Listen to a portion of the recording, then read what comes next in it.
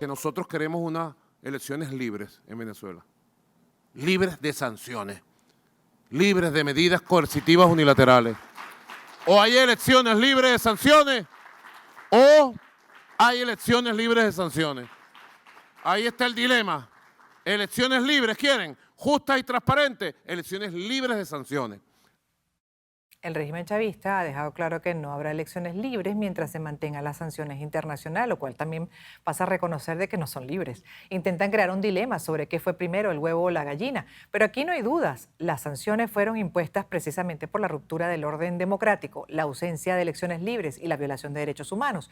La comunidad internacional ha condicionado el levantamiento de las sanciones precisamente a que se produzcan las reformas necesarias para que las elecciones presidenciales sean libres y democráticas. Por lo pronto, ya hemos sabido por parte del hijo de Maduro, Nicolás Maduro Guerra, que la negociación en México no se retomará en lo que resta del año, por lo que esta discusión ya quedará para el año que viene. El único resultado hasta ahora, que también lo vamos a hablar más adelante, es el uso para planes sociales, para atender urgencias dentro de esa crisis humanitaria de los 3.000 millones congelados. Ahora empezamos con Pablo Quintero para luego pasar a María Puerta en esta análisis que estamos haciendo con relación a la realidad de Venezuela desde el punto de vista político. ¿Podría la oposición activar a la sociedad que está agotada, ensimismada en sus problemas, con grandes desigualdades, un porcentaje muy pequeño disfrutando de ciertos beneficios, pero la mayoría padeciendo? ¿Cómo lo ve? Sí, es complicado, Gladys, desde todo punto de vista, incluso desde el punto de vista psicológico, se necesita hacer un trabajo de reconexión profunda con la gente. ¿Por qué? Porque el venezolano en su mayoría está desvinculado no de lo público ni de los asuntos públicos, pero sí está desvinculado de la cotidianidad política producto del cansancio. Y el cansancio es, a ver, es un trabajo, a ver, se ha venido gestando durante muchísimos años. No es un cansancio que empezó el año pasado, no, el cansancio ha sido progresivo durante muchísimo tiempo. Al punto que quiero llegar es que para reconectar, para movilizar, para de alguna manera incentivar al venezolano para que vote en las próximas elecciones presidenciales, la oposición tiene que generar elementos de credibilidad en primer lugar. Tiene que ser una oposición absolutamente creíble, transparente, ejemplar, unos candidatos que de alguna manera demuestren que no son una patica más del gobierno, que son candidatos a ver, con valores opositores, incluso, con unos valores institucionales, democráticos, pero que abiertamente se declaran opositores. El detalle está, Gladys, es que en un sistema de esta naturaleza es muy complicado elevar el tono de una campaña electoral porque existen muchísimas medidas de censura. ¿Qué quiero decir con esto? Que la oposición tendría en este momento que trabajar en ver cómo habilita espacios de interpretación, de opinión pública libres, porque si las cosas siguen como van, la oposición va a tener que hacer una campaña prácticamente vigilada y eso es prácticamente una derrota anticipada. Nadie llega al poder a través de un proceso electoral, a través de discursos complacientes o discursos muy calibrados, porque bueno, porque la censura lo dice. Yo creo que ese tema de la censura, la persecución, la propaganda tiene que estar sobre la mesa en el caso de los candidatos opositores. Y por otro lado, tiene que existir un trabajo de organización, de estrategia y de lógica de que con un candidato unitario aumentan las posibilidades de ganarle al gobierno y no con 5 o 6 candidatos. Yo creo que eso sería un error estratégico desde todo punto de vista. Ese es el pulso de la que vive Venezuela desde adentro, y también tenemos a María Puerta como politólogo, profesora, pues desde Orlando, en Estados Unidos. A la distancia, ¿cómo ve a Venezuela en este punto que acabamos de tocar? A la población que está atendiendo sus problemas con una mesa de negociación, una primera fase que básicamente acuerda 3.000 millones para los problemas más urgentes.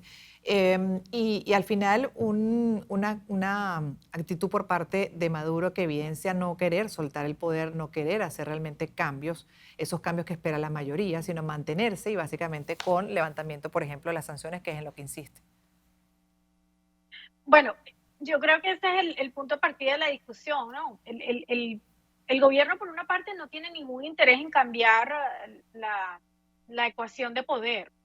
Y cuando Maduro expresa que solo sin sanciones habrá elecciones, en el fondo él sabe que las condiciones para unas elecciones libres, transparentes, que sean reconocidas por la eh, comunidad internacional, son parte de esa negociación. Es decir, que las sanciones serían aliviadas, retirándolas de manera incremental en la medida en que haya un cambio de conducta en el caso del gobierno de Maduro. Esa es la realidad. Lo que él diga, en el fondo hay que leerlo como parte de su mensaje. No hay ningún interés en cambiar las condiciones políticas.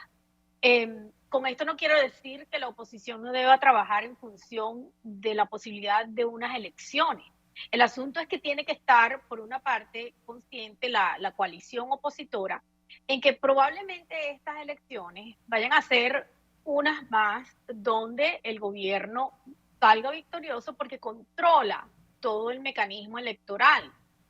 Y por supuesto, a esto hay que añadirle, si uno lee las encuestas, la población venezolana en términos amplios no se siente identificada con un partido político de una manera suficiente, significativa, como para que sea una amenaza electoral al gobierno de Maduro, sea Maduro el candidato o sea otra la figura. Entonces, creo que el reto de la oposición, por una parte, es esa recomposición, recalibrar, qué es lo que tienen que hacer, pero también tiene que haber un esfuerzo por hacerle ver a la población que el cambio político no se va a dar solamente a través de unas elecciones, y eso implica que tiene que haber una redefinición de la agenda.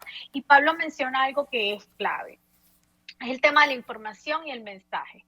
Nosotros lo que estamos viendo es que la población no puede informarse a través, por ejemplo, de redes sociales o de mecanismos tradicionales de prensa, primero porque hay, Pablo hablaba de un 5%, es posible que eso sea menos, entre los cortes de luz, la gente no tiene teléfono, no se pueden conectar, pero por otra parte hay un esfuerzo de censura y de autocensura que hace que esto sea difícil, pero entonces va a obligar a los partidos de oposición y a los líderes de la oposición a tener que reforzar su trabajo comunitario y hacer que el mensaje fluya de una manera más personal.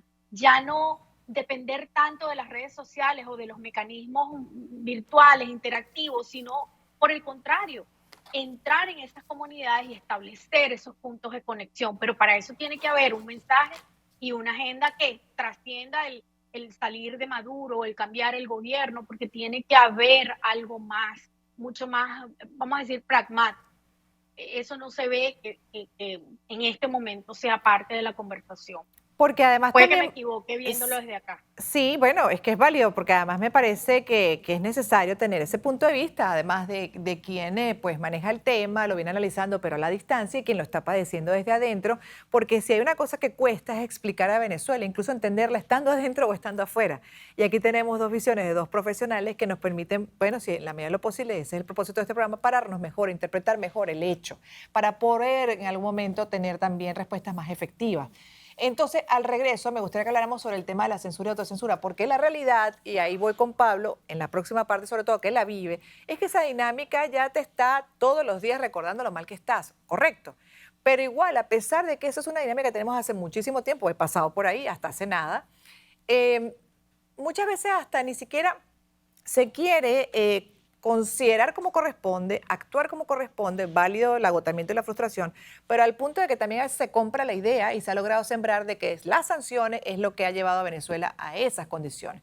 Me gustaría el punto de vista de ambos al regreso, más allá de la censura, porque es un padecimiento que lo tenemos ahí en nuestra propia realidad, en nuestro espacio individual y como colectivo. En breve.